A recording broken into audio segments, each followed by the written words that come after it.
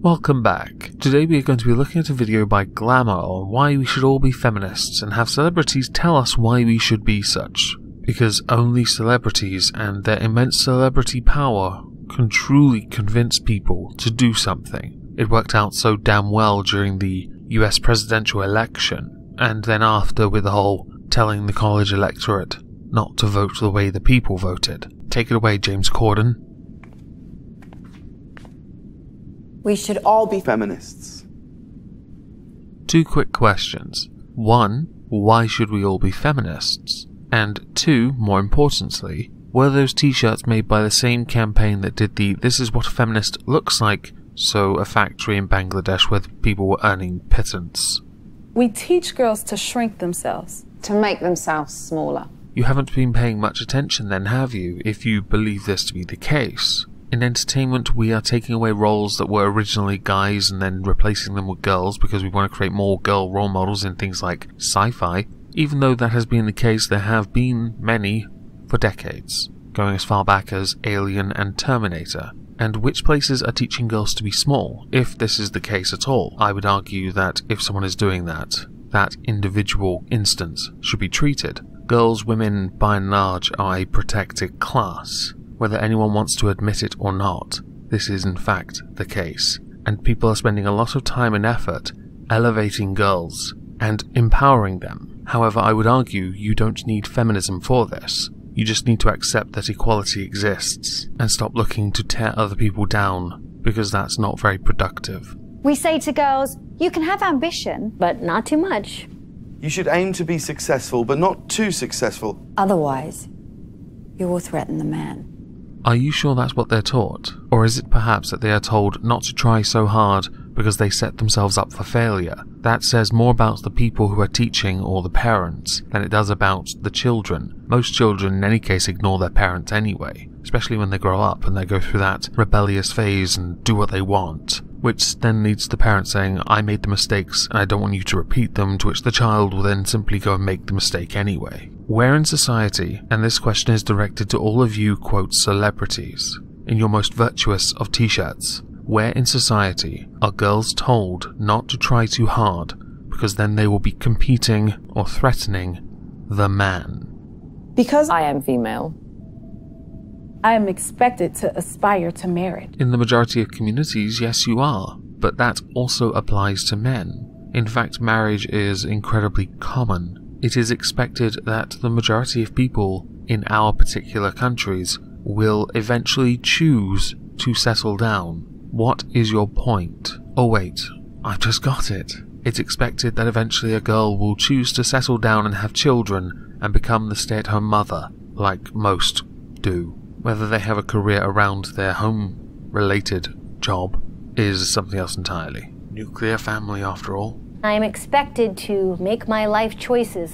Always keeping in mind that marriage is the most important. Whoever is telling you this right now is a terrible person. Yes, they have their own standards, but to impart them upon you is bad, although there is nothing inherently wrong with giving advice to somebody when they notice something about you that seems to be lacking in something, whether it be a lack of what some perceive to be completion. But this is again not something solely passed on to girls. You seem to think that because you're female and because you get married, have children, you raise children, that this is all about you. How much of a narcissist are you? And you don't have to get married if you don't want to. This is what most reasonable people say. It is on you, though, to accept your choices and try not to regret anything you wish you had done, which in a lot of cases would include multiple affairs and marriages. You know, I mean, I've got on my bucket list, kill all human life. If I don't do that in my lifetime, I'm going to feel very guilty.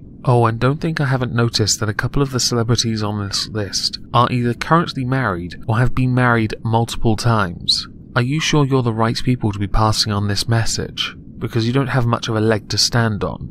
Now, marriage can be a source of joy and love and mutual support. But why do we teach girls to aspire to marriage? Let's say we don't teach girls to get married. Let's say we don't. Why are we teaching boys to get married? Why are we teaching that at all, when we know that when in the majority of cases when it ends up in divorce, guys get utterly fleeced Are you now going to try and tell me that guys don't get taught not to aspire to marriage? Not to want to settle down with their optimum mate, procreate, lots of procreation. Now, just to address a couple of the comments you made before we continue, and yes, I am rather long-winded, I'm sorry about that. I'm glad you accept that some of the aspects of marriage are good. It's not for everyone, of course, but again, I have to ask you, where are we teaching girls this? And before you try and answer it, which you won't because you're all too busy living in your little mansions, I'm going to give you a kind of answer. As marriage is incredibly popular, still, it's going down, but it is still very popular. Is it surprising that people see it, or see successful ones, and want to aspire to it? Also, let's not forget, in the country you live in, marriage is a key part of a faith.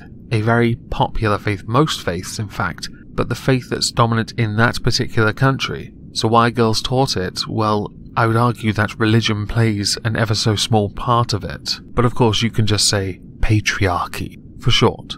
And we don't teach boys the same.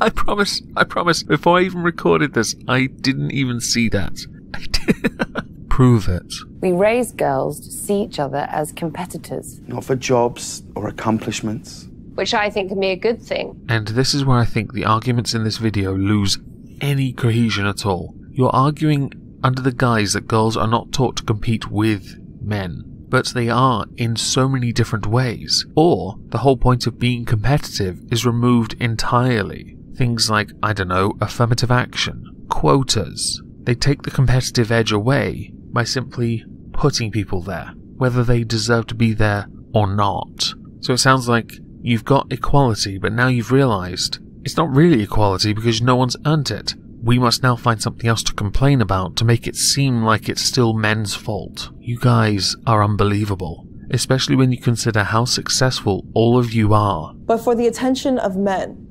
We teach girls that they can't be sexual beings in the way that boys are. Sounds to me like someone hasn't been on Pornhub. Feminist. Feminist. Feminist. Feminist. Feminist. Feminist. Feminist. Terminal brain cancer. The person who believes in the social, political, and economic equality of the sexes. Incredibly rich people buying t-shirts from very poor people who are underpaid massively to virtue signal from their high towers about equality when they themselves possess the most privilege, all the while trying to peddle a message that carries a literal 0 in weight, because the message they are trying to push is absolute dog shit, under the guise of it also being noble and virtuous. A feminist is a man or a woman who says, You're a bad feminist. We all know men can't be them either. Yes, there is a problem with gender as it is today. And we must fix it. Okay, well here's a couple of solutions. Use feminism to fight genuine inequality and stop making up bullshit to seem like you still have a leg to stand on. Fight for inequality in nations where inequality is rife. How about you use feminism to, instead of attacking men because men are men and white and straight and whatever else you want to look to blame for your own failings and inadequacies. If you want to empower people, tell them to work hard and they will go far.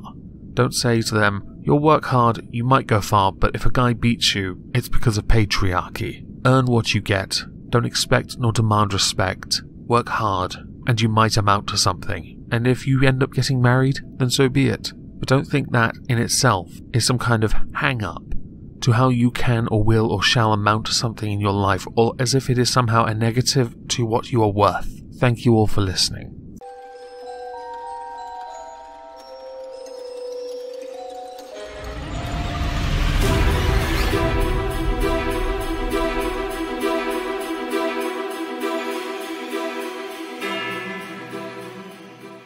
Just before we go, I know I've already ended the video technically, I wanted to add a second part to the moistening, because after much encouragement, and his inability to understand what he believes to be a meme, Styx, Hex and Hammer has contributed towards the moistening. Just to be sure, it is indeed called moist.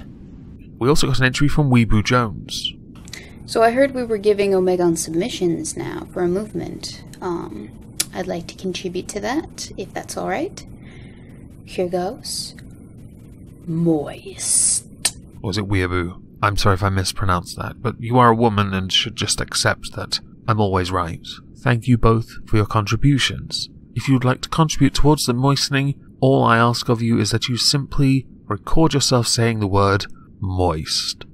Thank you. Oh, and tag me on Twitter with it, otherwise I'm not going to see it, am I? Maybe hashtag moistening. Yeah, that'll work.